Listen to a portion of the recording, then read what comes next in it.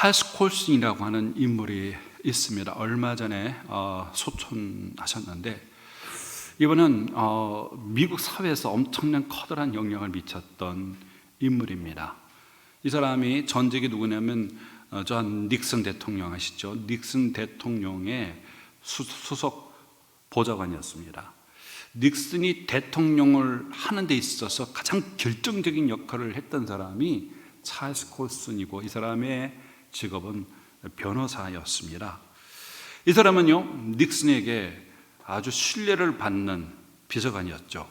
그래서 밤이건 낮이건 닉슨은 상의할 것이 있으면 찰스 콜슨에게 전화를 해서 상의를 했습니다. 당연히 이 사람은 미국의 백악관에서 실세 중에 실세였고, 또 탁월한 정치 전략가였고, 목적을 위해서라면 수단과 방법을 가리지 않고 사람을 죽이기도 했던 사람이 찰스 콜슨이라는 인물이었어요. 그래서 그는 이런 말을 했습니다. 나는 필요하다면 상대를 짓밟을 수 있는 사람이다. 나는 필요하다면 수단과 방법을 가리지 않고 상대를 짓밟을 수 있는 사람이다. 그렇게 말했던 사람이 찰스 콜슨인데, 여러분 알다시피 미국에서 엄청난 사건이 벌어졌죠. 존 닉슨 대통령. 이 닉슨 대통령이 아시다시피 대통령직에서 물러나게 되는 결정적인 워터게이트 사건이 터졌습니다. 워터게이트 사건이. 그리고 상대 당 민주당인가요? 거기다가 이 도청 장치를 설치를 했어요. 그래서 이제 이 상대방들이 어떤 논의를 하고 있는가. 근데 그것이 다 들통나고 드러나게 되어진 겁니다. 이런 닉슨의 결정적 역할을 감당했던 사람, 사실은 이 모든 걸 주도했던 사람이 찰스 콜슨이라는 사람이었습니다. 그런데 그가 권력을 남용하고 불법으로 정치 공작을 하고 또 거짓과 음모 가운데 그가 드러나게 되어졌고, 이제 재판을 받게 되었습니다. 재판을 받는 과정 속에서 이 사람의 심경에 커다란 변화가 있었어요. 너무나도 괴로운 겁니다. 매일 매스컴은 찰스 콜슨에 대해서 특집을 보도하고, 미국의 모든 사회에서 그가 중심적인 인물, 그리고 대통령은 그만 이제 자리에서 내려오게 되어지는 미국의 최초의 탄핵된 사건이었죠. 그러던 이 인물이 이제 재판을 받는데, 재판을 받는 과정에 한 친구가 자기 집을 찾아왔어요. 그래서 그 친구하고 같이 대화를 하다가 이 친구에게 닉슨에게 복음을 전한 겁니다. 근데 이 사람은 그 복음을 듣고 상당한 고민을 하다가 그러다가 버스를 타고 이동하는 가운데에 성령 하나님이 역사하셨죠. 이 사람의 마음의 심령을 하나님께서 어루만지니 이 사람이 예수를 나의 구주로 영접하게 됐어요. 재판을 받을 때에 이 주변에 여러 친구들이 조언을 했어요. 그래서 그냥 입을 다물고 가만히 있으면은 형이 좀 짧을 텐데, 이 사람이 재판 과정에서 사실대로 얘기를 한 거예요. 내가 이렇게 했습니다. 그렇게 용기를 낼 수 있었던 것은 그 안에 성령 하나님이 역사하신 거죠. 그래서 재판 과정 속에서 말을 안 해도 되는데, 말을 안 하면 형이 짧아질 수 있는데, 거기서 이 사람이 있는 그대로를 고백을 하면서 모든 법적인 책임을 물게 됐고, 감옥에서 3년 이상을 이 사람이 살게 되었습니다. 그는요, 하나님을 만났을 때 그는 어느 날 차 안에서 자신이 무너지는 것을 경험했다고 합니다. 그는 통곡의 눈물을 흘리면서 나는 내 인생을 통제할 수 없는, 내 인생을 통제할 수 없다는 것을 처음으로 인정하게 되었습니다. 그리고 나서 이제 감옥 안에 들어왔는데 이 사람이 완전히 변화돼 가지고요, 감옥에서 제일 허드렛 일을 빨래를 하거나 청소를 할 때 다들 기피하는 일을 자원해서 하는 거예요. 자원해서 일을 합니다. 그가 이전에는 권력을 중심이었고 자기 영광을 위해서 살았고 사람을 수단과 방법으로 이용했던 사람이 주님을 만나면서 그의 심령이 변화돼서 겸손하고요, 전에는 죄를 저지르는 것을 아무렇지 않게 생겨요. 오히려 죄를 즐거워했던 사람이 죄에 대해서 슬퍼하게 되고요, 그리고 다른 죄수들을 섬겼어요. 처음에는 이 사람의 진정성에 대해서 안 믿었는데 시간이 지나면서도 이 사람의 자세와 태도가 바뀐 게 없는 거예요. 교도소가 놀랍게 변화가 됐습니다. 변화가 되어졌어요. 그는 교도소 안에서요, 복음을 전도했습니다. 그리고 성경 공부반을 만들어가지고 성경을 가르쳤어요. 그리고 연약한 제자들을 돌봅니다. 그런 가운데 이 교도소가요, 부흥의 역사가 일어나가지고요, 출소 후에는 프리즌 펠로우십이라는 것을 설립을 해가지고 미국 안에 있는 모든 교도소를 섬기는 사역을 한 거죠. 그래서 이 사역에 의해서요, 미국의 교도소에서 이 범죄율이 30% 이상이 줄어들었다는 겁니다. 줄어들어요. 그리고 그의 이전의 인생은 지탄과 손가락질을 받았던 이 찰스 콜린스는요, 이후로는 그의 나이가 80이 넘어서 죽었는데 미국에서도 가장 존경받는, 그리고 그의 인생이 변화된 인생이 초질감 변함이 없었어요. 초질감 변함이 없다가 얼마 전에 그가 하나님의 부름을 받았고 미국에서 중생과 거듭남을 설명할 때에 중생과 거듭난 사람이 과연 어떤 사람인가, 대표적인 예를 드는 사람이 찰스 콜린스, 바로 찰스 콜린스를 들고 있다는 것이죠.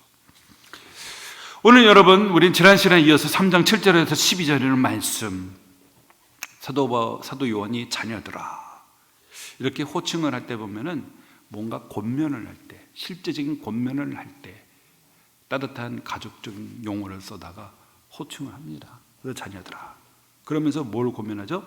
아무도 너희를 미혹하지 못하게 하라 그러죠. 여기서 미혹이라는 단어가 플라나오라는 단어 썼는데 진리에서 이탈하는 건 말이에요. 가당길에서 이탈해버리고 진리에서 이탈하는 건데, 오늘 이 3인칭 현재형 명령은 대단히 강한 의미를 띠고 있는 거예요. 아주 단호하게 사도 요한이 당부하고 있는데 현재형 명령이에요. 그럼 뭐냐면 지속 반복이라는, 지속 반복이에요. 그러니까 교회 안에서 진리를 이탈하는 것에 대해서 항상 진리에서 이탈하지 아니하도록 깨어 있을 것을 당부를 하고 있는데, 또 한편 뭡니까? 이 교회 안에서 지속적으로 이 거짓된 교사들이 이 잘못된 가르침을 퍼뜨리고 있다는 거예요.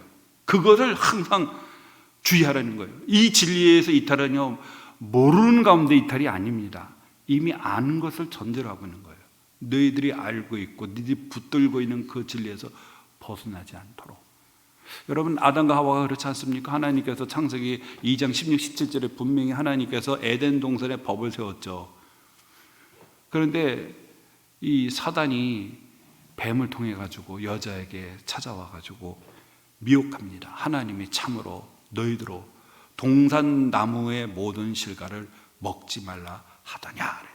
이 참으로, 이 사단의 미혹에 여자가 흔들렸어요. 그 흔들림의 시작이 뭡니까?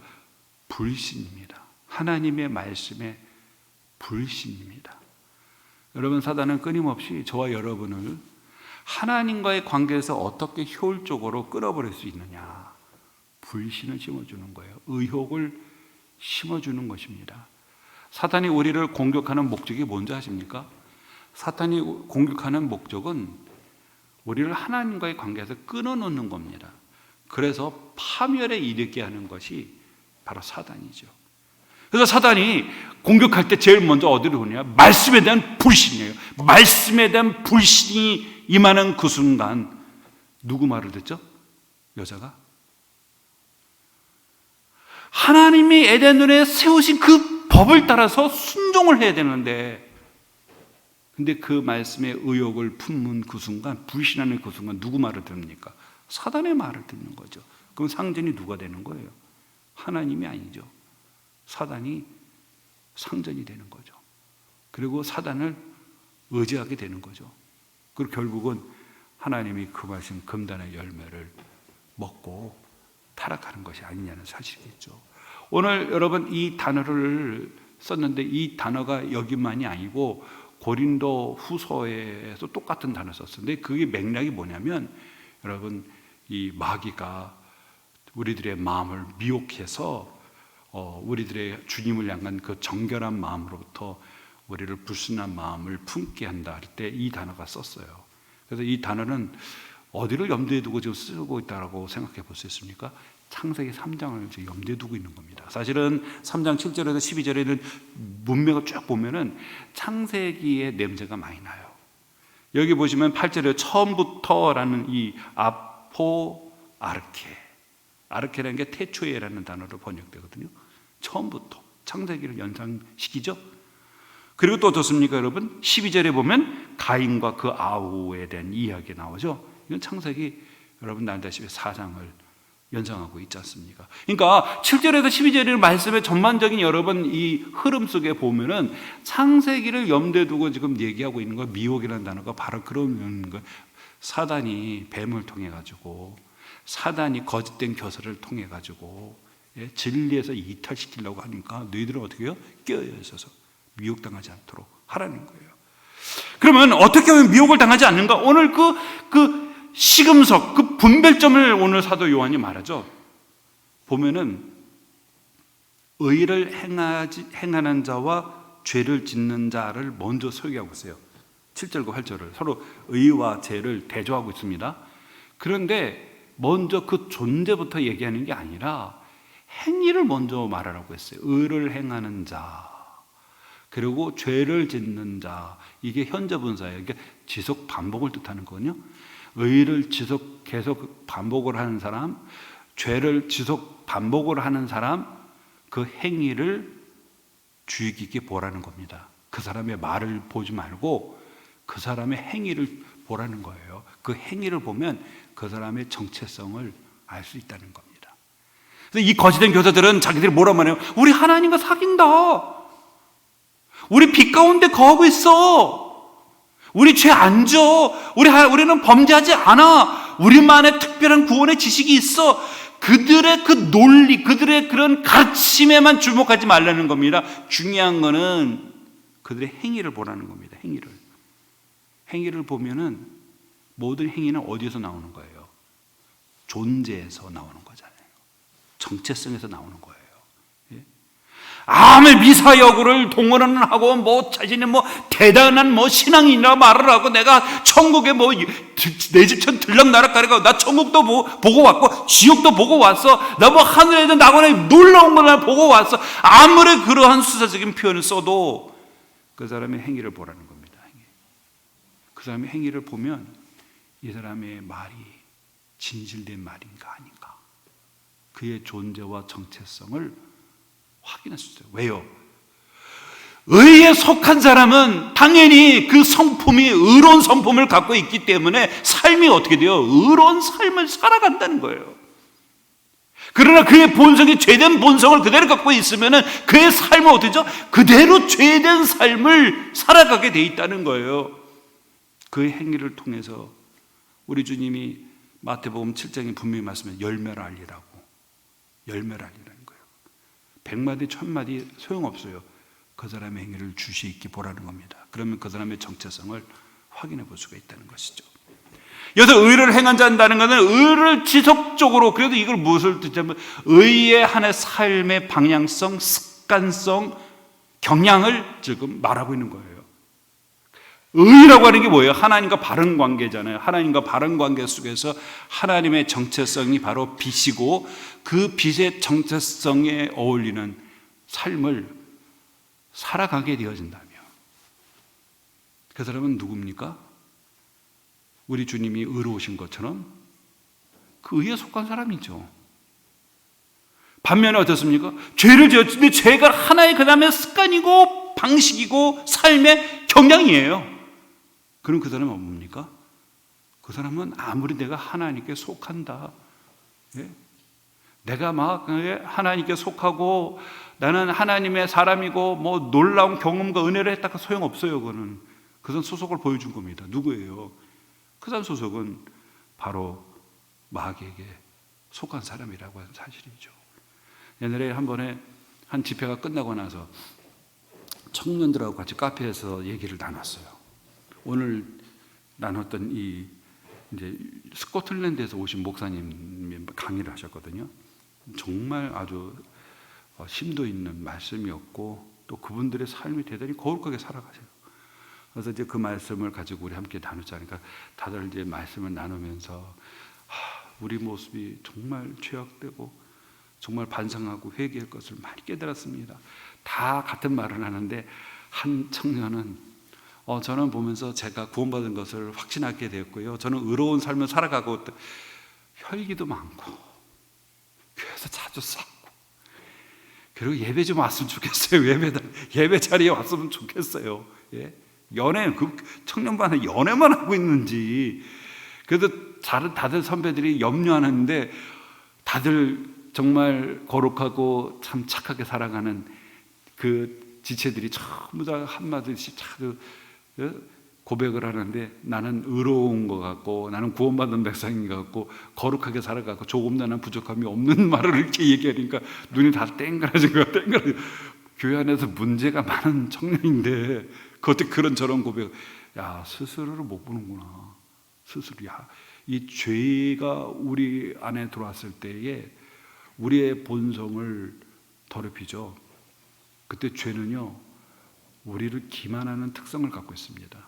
기만은 우리 스스로 속인다는 거예요. 자기를 정확히 못 봅니다. 그리고 자신이 대단히 정상적인 사람, 그리고 그리스도인, 중생하고 거듭난 그리스도인, 그리고 거룩한 삶을 살아가는 그리스도 착각합니다. 여러분 예를 들면 다윗 한번 보세요. 다윗이 바세바 우리아 아내를 범했잖아요. 그러고 나서 2년이라는 세월이 지났는데 어느 날 나단 선지자가 와가지고 비유를 얘기합니다. 부자에게는 양과 소가 많이 있고 가난한 집에는 어린 암양 하나인데 마치 자기 가족처럼 같이 품에 키우고 손님이 왔는데 그러면 손님이 오면은 부자가 자기 것 좀 많은 것 중에 일부 뭐 눈에 티가 나겠습니까? 그걸 바치면 되는데 가난한 자기 가족 같은 그 어린 암양을 빼다가 바쳤다는 거예요. 그러니까 그게 다 누구 얘기예요 지금? 그 다윗 얘기잖아요. 그랬더니 그 얘기를 들으니까 마치 자기가 정의의 사도가 된 양 보좌에서 벌떡 일어나고 그런 자는 마땅히 죽어야 하니라 이러죠. 마땅히 죽어야 했다. 그랬더니 나단 선지자가 뭐라 합니까? 그 사람이 바로 당신입니다. 당신이 행했잖아요. 그렇게.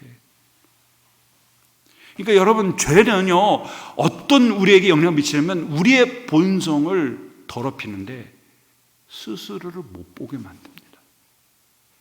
자기를 기만합니다. 대표적인 게 바리새인들, 사두개인들이잖아요.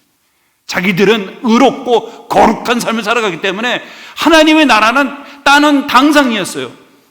그러면서 어떻습니까? 되게 위선적인 신앙생활을 하잖아요. 위선적인. 자기 안에 있는 그 더럽고 추악한 죄악들은 보지 못하고 오직 율법의 규정을 가지고 안식을 하지 말아야 된다.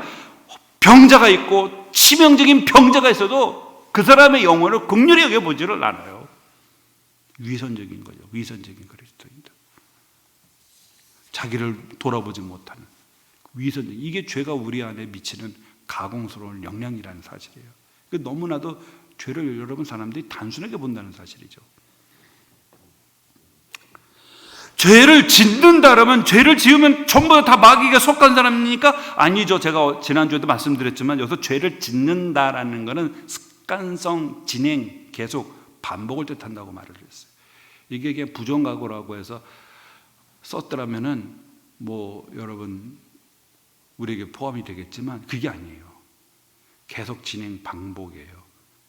그래서 여러분 죄는 어떤 특성을 갖고 있냐면 죄는요 우리 안에서 습관과 중독을 만들어냅니다.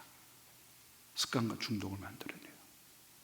그래서 예수를 열심히 믿고 매주마다 할렐루야 아멘 살면서 세상에 가가지고 도박에 빠졌어요. 도박에.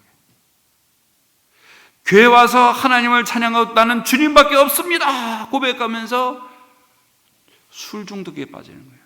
일주일 동안 술 마시고, 주여 나는 주님밖에 없습니다 하고 할렐루야 찬양하면서 집에 가면 맨날 부인하고 애들 두들겨 패요. 폭력을 행사하고 있어요. 그리고 음란한 행위를 계속하고 있고, 이 사람이 과연 주님을 만난 그리스도인이라고 말할 수 있느냐? 죄가 이미 토착화가 됐어요. 내면에서 뿌리를 내렸어요. 그리고 습관을 만들고 중독을 만들고, 그리고 계속해서 패턴이 돼가지고 반복합니다. 그런데도 거기에 대한 불편함이 없어요. 그리고 즐거운 거예요. 기쁜 거예요. 사회 나와가지고 뇌물 받기를 좋아하고, 뇌물 받기를 좋아하고. 옛날엔가 무슨 한국 영화 투캅스라는 영화 있는데, 안성기 씨가 부인이 교회 집사예요. 매주 와서 쫙 하고 기도하면서 나가서는 어떻습니까? 돈을 뜯어내는 거. 뇌물 받고 막 돈을 뜯어내고 막. 이 사람이 과연 그리스도인이라 말할 수가 있느냐는 거죠. 그리스도인은 정체성이, 존재가 바뀐 사람입니다. 존재가 바뀐 사람이에요. 그리스도인은 말할 수가 없죠. 그래서 죄는 우리 안에서 뿌리를 내리고요, 습관을 만들고 중독을 만들고, 그 패턴 속에서 마치 우리의 의지가 꺾여서 노예와 같이 우리가 그 죄를 즐거워하고 탐닉하고 그 죄 가운데 머물도록 만드는 것이 우리 속에 있는 이 죄의 유형이라는 거죠. 그래서 여러분, 로마서 6장에 사도 바울이 죄 아래 있다라는 말을 표현해요. 죄 아래는 죄의 지배 아래에서, 죄가 왕노릇한다 그러죠. 왕노릇. 우리 안에서 왕이 돼가지고 우리를 죄가 다스린다는 거예요. 그래서 우리의 의지를 어떻게 해요? 죄가 선을 행할 수 없도록 우리의 의지를 노예 의지화를 만든다는 사실입니다. 만든다는 거예요.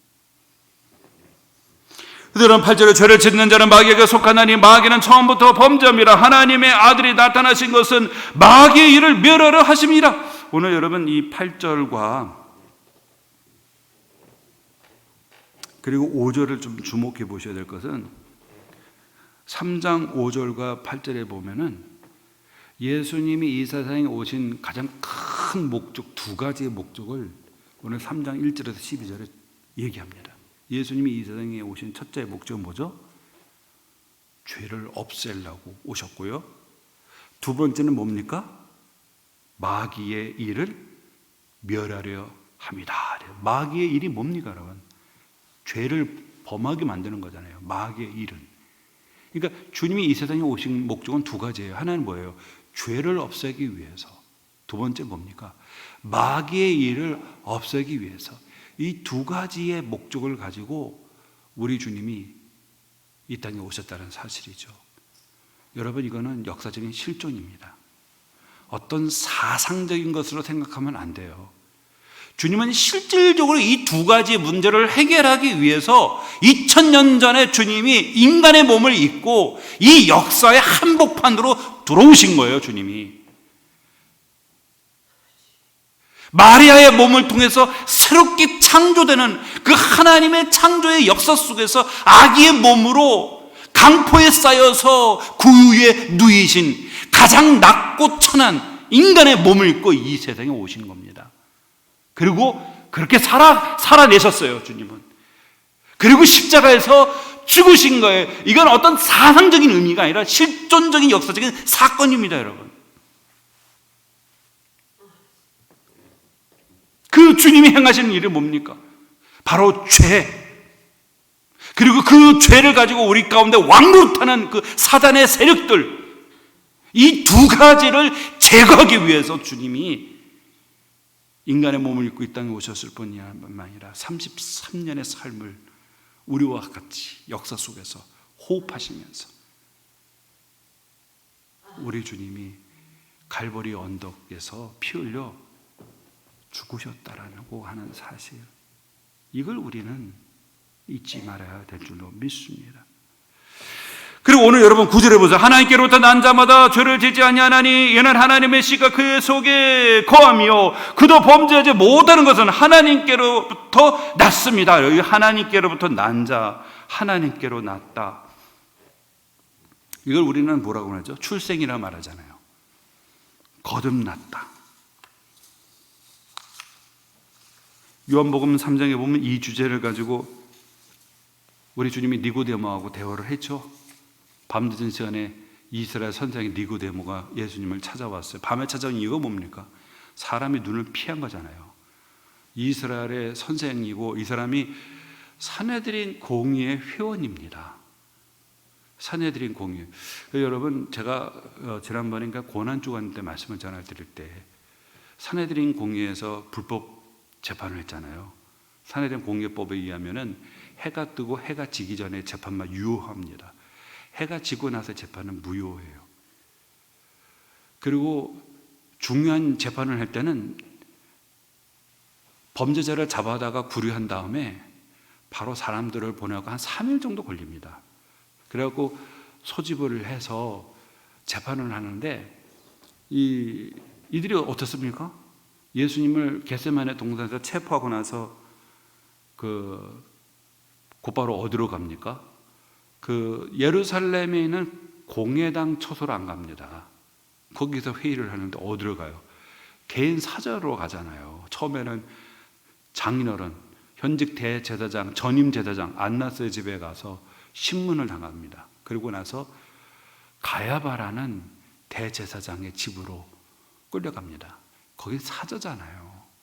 개인의 사저에서 재판을 받는데 거기 갔더니 벌써 다 소집을 했어요. 그런데 아시다시피 70명 가운데 아리마대 누굽니까? 요셉이란 사람 부자 자기 무덤을 내놓잖아요. 니고데모. 이 사람들은 분명히 거기 참여하지 않았을 거예요. 그래서 학자들은 뭐냐면 정족수가 있어요. 24명입니다. 24명. 그래서 아마도 70명이 다 모인 게 아니라 자기와 뜻을 같이 하는 사람들 한 24명 정도. 왜냐하면 그 정도 돼서 표결에 붙여야 그것이 인정이 되거든요. 살인은 표가 2표가 더 많아야 됩니다. 2표가 더 많지 않으면 무죄 같은 경우는 1표 차이로 돼도 방면이 되지만 유죄 살인 같은 경우는 2표의 차이가 나야 돼요. 차이가 나요. 그러니까 한 24명 정도가 자기들끼리 해가지고 모인 거죠. 뜻을 모이는, 예수를 죽이는데 뜻을 모이는 사람들끼리 자기들끼리 모여서 하는 거죠. 하지만 양심이 꺼리낌이 있고 이거는 좀 아니잖냐. 그리고 어떻게 새벽에 모입니까? 새벽에 모이는 건 불법 재판이거든요. 그래서 이 사람들이 재판을 하고 나서 어떻게 해요? 기다렸다가 해가 뜨니까 거기서 유죄 판결 내잖아요. 신성모독죄라고. 다시 한번 예수님께 묻죠. 넌 누구냐? 그걸 물어보죠. 예수님이 이제 하나님의 아들이라는 고백하니까 신성모독죄로 예수님을 유죄 판결해가지고 곧바로 어디로 갑니까? 빌라도에게 데려가죠. 왜요? 백성들이 알기 전에 빨리 죽여야 되거든요. 백성들이 이 사실을 알면은 폭동이 일어납니다. 잘못하면 뒤집어질 수 있어요. 종교 지도자들이. 그러니까 백성들이 6월절 날 다 자고 있을 때에 새벽에 자기들끼리 재판을 해가지고 해가 뜨니까 합법을 만들려고 해가 뜰 때까지 기다렸다가 바로 유죄 판결을 낸 다음에 빌라도에게 데리고 가가지고 제목을 또 바꿔버렸죠. 신성모독죄가 밀란죄하고 선동죄하고 그리고 반란죄로 이거를 바꿔가지고 예수님을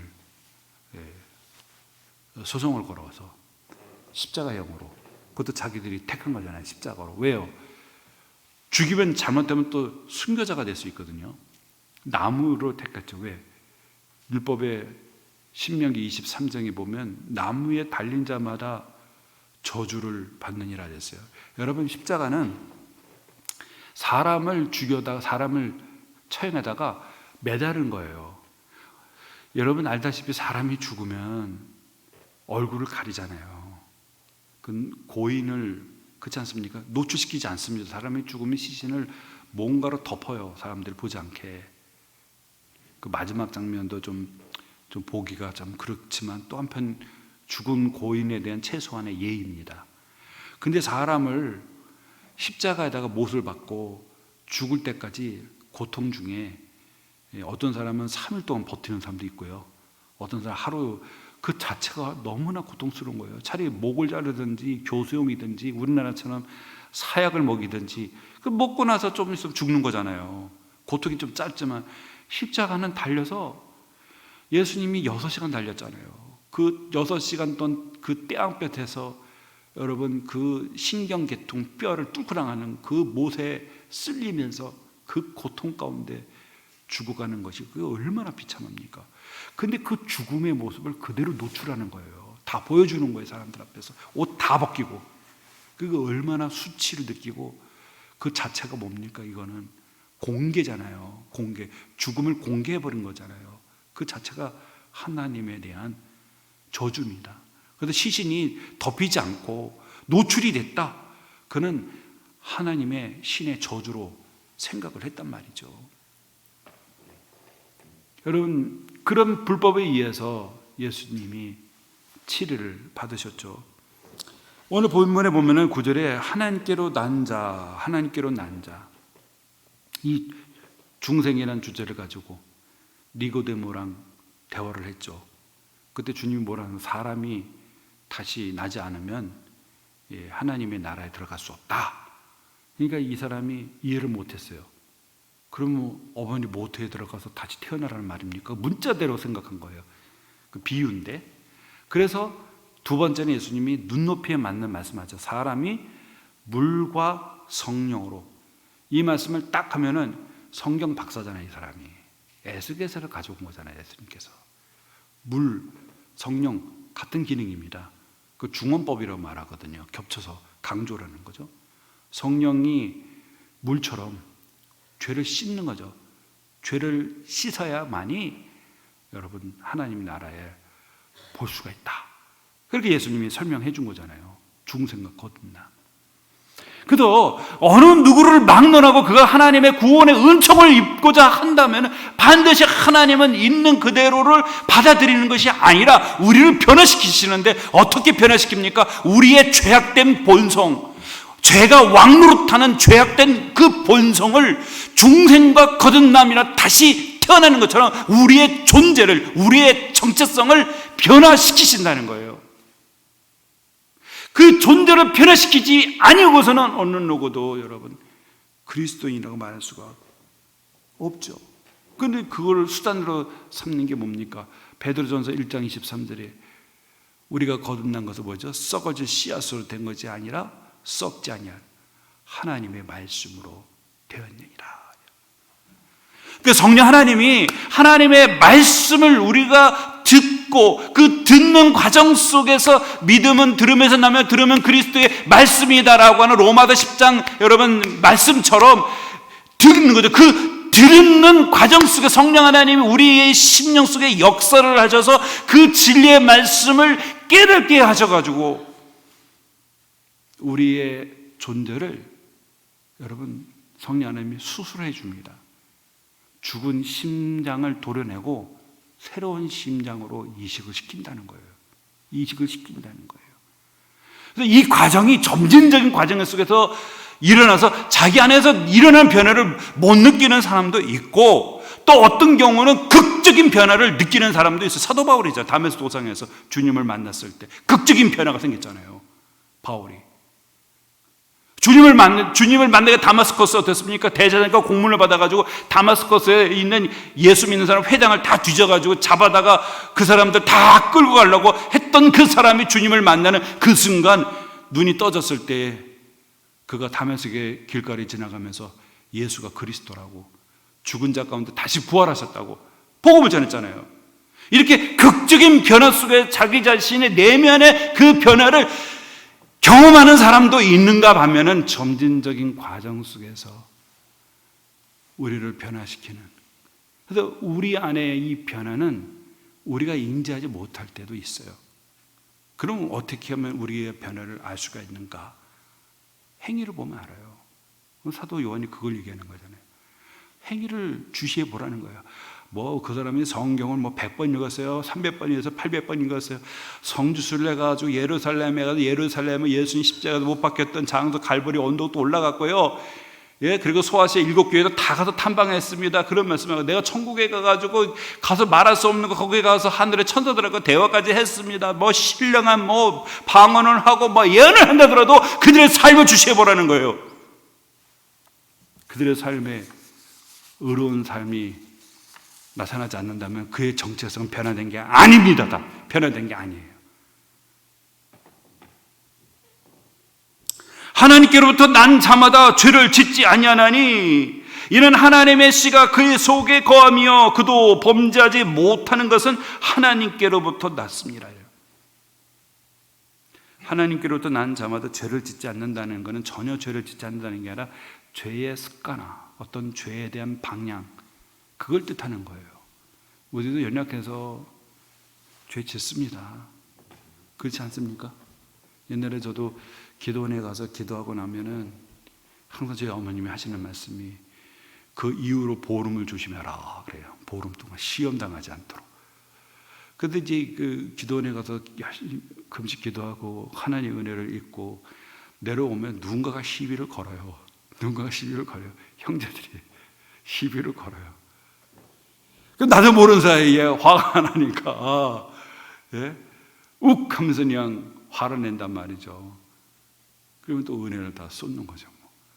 은혜를 쏟는 거죠. 우리는 여기서 자유롭지는 못해요. 우리는 그렇지 않습니까, 여러분? 때때로 시기할 때가 있고 남 잘 되면 시샘할 때도 있고 질투를 느낄 때도 있고 욕심을 부릴 때도 있고 탐욕을 가질 때도 있고 때로는 화를 버럭버럭 화를 낼 때도 있고 그렇지 않습니까? 우리도 연약해서 넘어짐은 있어요. 넘어짐은 있지만 여러분 오늘 사도 요한이 말하고자 하는 건 뭐냐면 그것을 당연히 여기고 그것을 즐거워하고 그것이 우리들의 삶의 하나의 습관이 되고 방향이 되고 목적이 되지는 않는다는 거예요. 만약에 여전히 거기에 대한 아무런 양심의 가책도 없고 그것 자체를 즐거워한다면 그건 문제 있는 사람이죠. 하지만 그리스도인은 여러분 누구를 막론하고 다 수술받은 사람들입니다. 수술받은 사람이에요. 빌립보서 2장에 보면 사도 바울은 내가 그리스도의 마음을 품으라고 말을 하잖아요. 우리의 마음속에 우리의 심령에 예수 그리스도의 심장으로 이식받은 사람이에요. 그리스도인은요. 그리스도인은 새로운 본성을 가진 사람입니다. 베드로 후서 1장 4절에 보면 뭐라냐? 신의 성품에 참여한 자라고 말하고 있어요. 신의 성품에, 하나님의 성품에 참여한 자라고 말하고 있어요. 예. 그리고 고린도후서 5장 17절에 보면 새로운 피조물이라고 말하고요. 그리고 또 뭡니까 여러분? 새로운 생명이 우리 가운데 임했다라고 말하죠. 임했다고 말합니다. 오늘 씨, 생명, 이것이 우리 속에 우리가 주를 영접하는 그 순간 우리 안에 하나님의 생명과 씨가 우리 속에 들어왔어요. 들어왔어요. 근데 이거는 씨입니다. 씨. 왜 씨라고 말할까요? 하나님은 우리에게 하나의 과제를 주셨습니다. 우리가 예수를 믿는 그 순간 하나님의 생명 씨가 들어올 때에 또 다른 말로 에베소 2장 1, 2절에 보면은 우린 죽었던 우리가 살아났다고 말을 하죠. 부활입니다. 영적인 부활이 일어난 거예요. 여러분 많은 분들이 오해하는 게 부활을 종말에만 생각하시는 분들이 있어요. 종말에는 우리 육체가 영광스러운 몸을 입고 다시금 살아납니다. 근데 예수를 믿으면 우리 안에 부활이 일어납니다. 영적인 부활이. 죽어있는 우리의 심령이 다시금 살아나는 영적인 부활을 이곳에서 경험하게 되어지고 하나님의 새로운 창조의 역사가 이미 시작된 거예요. 그 종국에는 완성이 될 겁니다. 우리들의 모든 환경이 새하늘과 새 땅으로 완전히 뒤바뀌어지는데 하나님의 창조의 역사는 이미 시작이 됐어요. 예수를 믿으면서 우리 속에서 새로운 본성, 새 생명이 우리 속에 들어왔단 말입니다. 그 우리 안에 들어오면서 어떤 변화가 일어나죠? 우리들의 전에는 욕망이 어떻습니까? 우리들의 욕망이 아담과 하와가 타락할 때 선악과를 보니까 어떻게 보이죠? 보암직도 하고 먹음직도 하고 지혜롭게 할 만큼 탐스러운 지라 그랬죠. 전에는 하나님의 욕망이 대상이 됐어요. 하나님의 욕망이 대상이 됐어요. 그런데 타락하니까 하와의 이 눈이 선악과를 보면서 뭐죠? 먹음직도 하고 보암직도 하고 지혜롭게 할 만큼 탐스럽기도 한지라. 라는 게 우리가 욕망의 대상이 하나님으로부터 이 세상의 것으로 욕망이 바뀌었어요. 우리가 이 점을 요한일서 2장에서 사도 요한이 얘기를 했잖아요. 우리가요 16절에 보면 이게 창세기 여러분 3장 1절에서 6절의 말씀을 요약한 겁니다. 이는 세상에 있는 모든 것이 육신의 정욕과 안목의 정욕과 이 세상의 자랑이니 다 아버지께로부터 온 것이 아니요 세상으로부터 온 것이다. 여기 뭐예요? 육신의 정욕이에요. 뭡니까? 먹음직도 하고 안목의 정욕이에요. 보암직도 하고요. 지혜롭게 할 만큼 탐스러운 자라. 이 세상의 자랑. 이게 여러분 창세기에서 가져온 거예요. 이 탐욕이잖아요. 이 탐욕 어디서 온 거예요? 세상에서 온 거라잖아요. 그러니까 우리가 타락하면서 사랑의 대상이 우리의 욕망의 대상이 바뀐 거예요. 전에는 하나님의 욕망의 대상이고 하나님의 사랑의 대상이었다가 타락하는 그 순간 세상으로 바뀐 육신의 정욕과 안목의 정욕과 이생의 자랑이라고 하는 세상으로 바뀐 거예요. 우리 안에 생명이 들어오면서 욕망이 바뀝니다. 우리의 욕망이 누굽니까? 하나님입니다. 시편의 41편인가 사슴이 시냇물을 찾기에 하나님의 사슴이 시냇물을 찾기에 갈급한 같이 내 영혼의 주를 찾기에 갈급하나이다. 갈급한다는 게 헐떡인다는 거잖아요. 물을 마시지 않으면 죽을 것 같은 그 사슴의 모습과 같이 시인이 하나님을 갈급하잖아요. 우리의 욕망의 대상이 누굽니까? 하나님의 욕망의 대상이에요. 그래서 우리는 진리를 사랑합니다. 진리는 또 한편 하나님입니다. 여러분, 하나님을 펼쳐놓은 게 진리예요. 진리는 곧 하나님입니다. 이 진리를 사랑한다는 것은 곧 하나님을 사랑한다는 그런 욕망이 성령이 우리 안에서 일으키신 새로운 본성이 이 욕망이 우리 가운데 있다는 거예요. 그런데 말씀을 들을 때마다 졸고 말씀을 들을 때마다 집중을 못해요. 말씀을 시작하면 자고 말씀이 끝날 때는 깨고. 주지 위필드가 설교를 할 때 시작만 하면 5분 만에 조는 사람이 있어요. 그래가지고 어느 날 설교하다가 불이야 하니까 잤던 사람이 깜짝 깨가지고 물물물 그랬더니 여러분 불난 게 아니라 제가 설교를 그래도 10분 이상을 하고 하면 들을 것이 없어 졸면 난 이해가지만 아니 말씀을 하도 시작하자마자 눈을 감고 좁니까? 이거는 나에게 잘못이 있는 게 아니라 조신 분에게 잘못이 있다고. 그 말에 그분이 깨닫고 하나님의 말씀에 주의 깊게 들으면 성령이 거듭나는 놀라운 은혜의 변화를 경험하게 됐다는 사실이에요.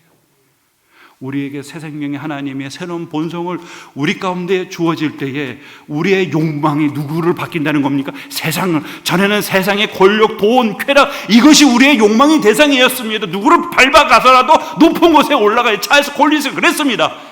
자기 중심, 자기 성공, 자기 권력을 확대하기 위해서 사람들은 수단과 방법을 가리지 않고 그렇게 짓밟았던 이 사람이 주님을 만나는 그 순간 자기 자신이 겸손해지고 교도소에서 사람을 섬기는 사람이 되어져서 수많은 교도소에 가서 사람들에게 말씀을 가르치고 자기의 허물과 죄를 기꺼이 떠듯하게 그것 때문에 더 감옥에 들어갔잖아요. 입 다물고 있었으면 나올 수 있었는데 자기가 얘기한 거예요. 내 벌은 내가 받는다고. 자아 중심된 사람이 하나님의 중심으로 바뀌어요. 그럴 수밖에 없죠. 여러분 갈라디 2장 20절에 내가 그리스도와 함께 십자가에 못 박혀 죽었다 그랬어요. 내가. 그러죠. 이제는 내 안에 내가 산 것이 아니야. 내 안에 누가 산다고요? 그리스도께서 사신 것이래요. 이제 내가 육체 가운데 사는 것은 나를 위해 사는 게 아니라 나를 사랑하셔서 나를 위해요. 자기 몸을 버리신 하나님의 아들을 믿는 그 믿음 안에서 산다라고 대상이 바뀌었잖아요. 여러분 말씀을 맺드렁했습니다. 우리는 누구에게 속한 자입니까? 하나님께 속한 자입니까? 아니면 마귀에게 속한 자일까요? 우리의 삶을 돌아보며 거룩한 욕망과 하나님을 갈망하면서 우리 속에서 마치 잡초와 같이 일어나는 죄악들을 벌초하듯이 우리가 그 죄를 죽이고 우리 주님의 그 의로우심을 따라 살아가는 저와 여러분 되기를 주 이름으로 축원합니다. 기도하겠습니다.